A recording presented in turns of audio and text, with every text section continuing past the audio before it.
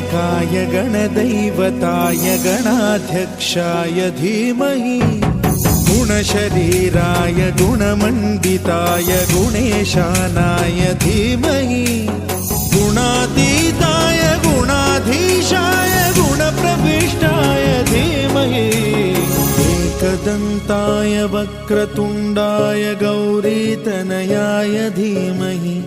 गजेशानाय भालचन्द्राय श्रीगणेशाय धीमहि एकदन्ताय वक्रतुण्डाय गौरीतनयाय धीमहि गजेशानाय भालचन्द्राय श्रीगणेशाय धीमहि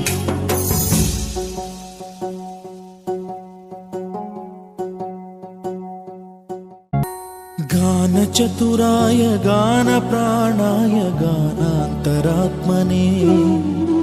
गानोत्सुकाय गानमत्ताय गानोत्सुकमनसे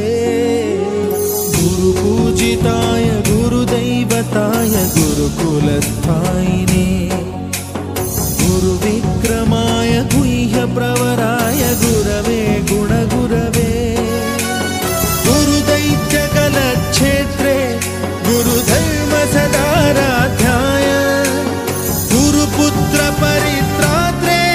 गुरुपाखण्डखण्डकाय गीतसाराय गीततत्त्वाय गीतगोत्राय धीमहि